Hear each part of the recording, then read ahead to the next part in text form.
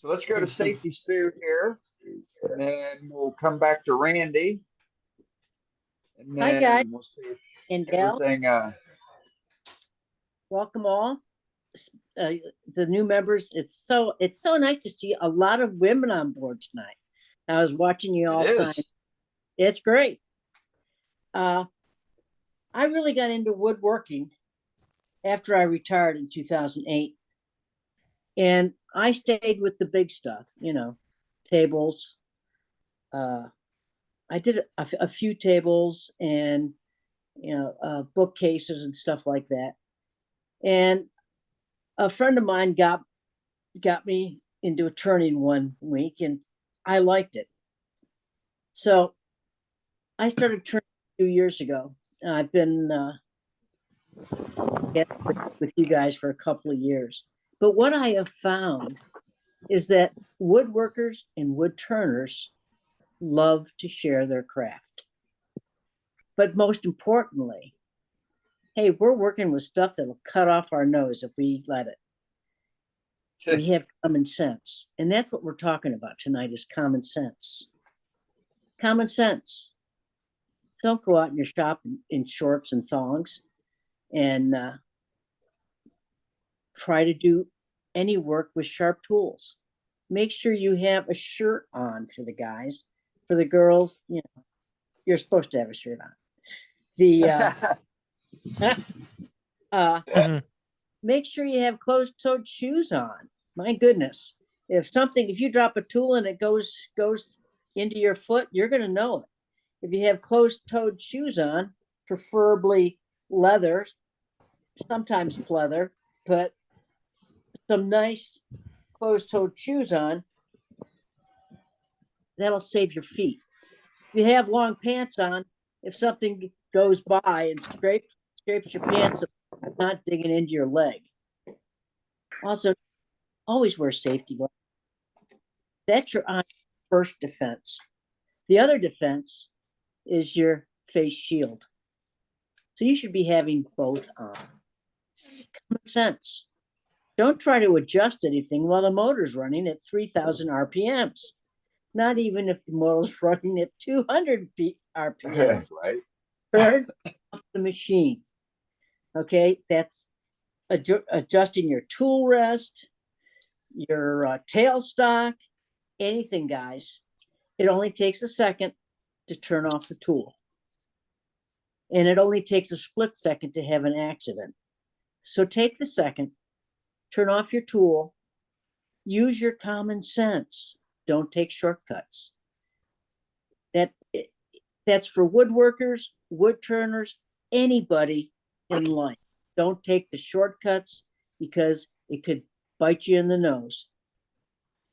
And the nose is better than the other one. So I hope everybody's safe this week. Use your common sense. Wear the proper clothing, the proper head protection. Make sure that you don't have sloppy stuff on that could be caught in something that's turning around 3,000 RPMs. Be good to yourselves. Right. And the lathe and all our tools will be good with us. And I want you better coming out of that shop. I'm stealing from Dane than when you went in that shop. So be good this week. Stay safe. God bless. And I hope to see you next week. Thank you, Sue.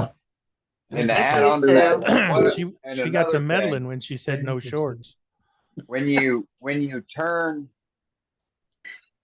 turning your wood piece and you turn it off, or you still got your lathe on, and you stick your hand up there to see how smooth the piece is, whether you're checking to see if it's smooth or to try to slow the piece down. One day you're going to catch a piece. There's going to be a splinter in there, and it's going to shove it straight through your hand. I saw a video the other day where somebody had done that, and they were recording. And he caught the corner here, and it shoved like a 2-inch splinter, about a 1/2 inch wide. It went through his palm, and it came out the back side of his wrist. Ow. Oh my gosh.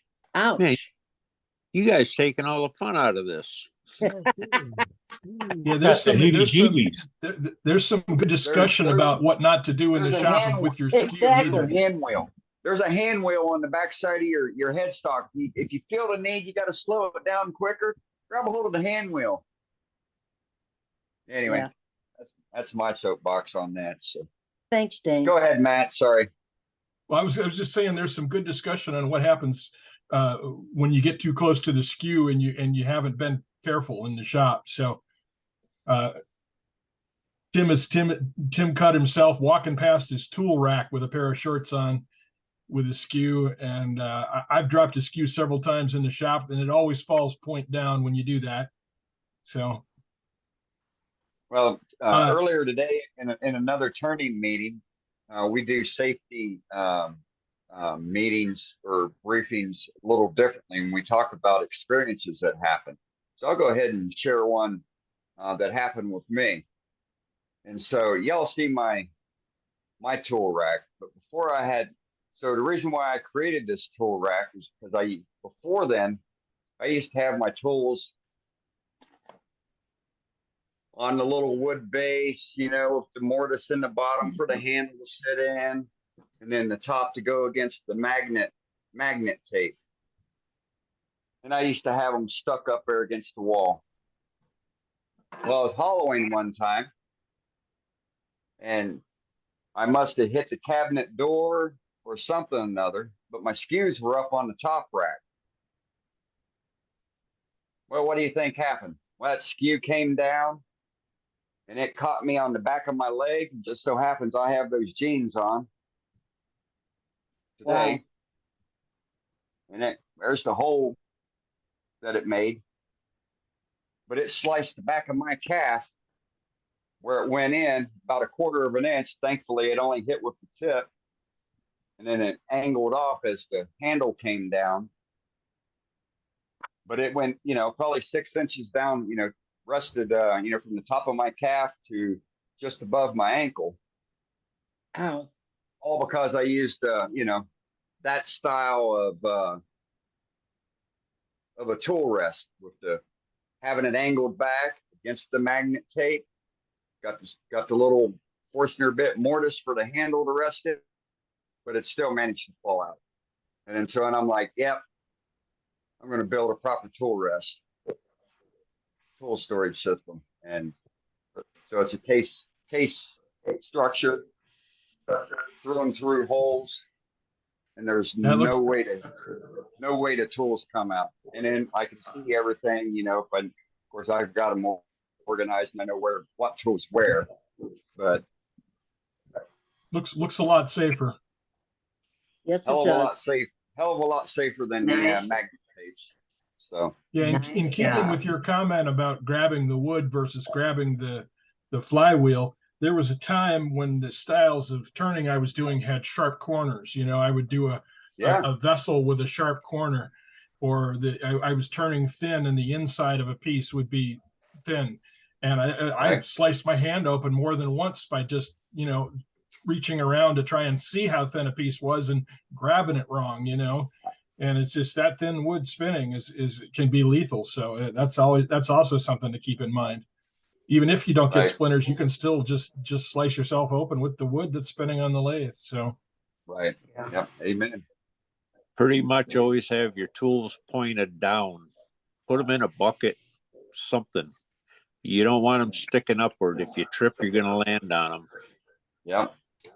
No, and what kills me always, and I can't count the number of wood turners I've Over seen the lathe that have their tool rack mounted on the wall behind the lathe, right, and they have to reach over the lathe to get to them. No, don't. Yeah, I made that mistake when I first started turning. I had a pegboard on the wall behind the lathe, and my tools were all on the pegboard.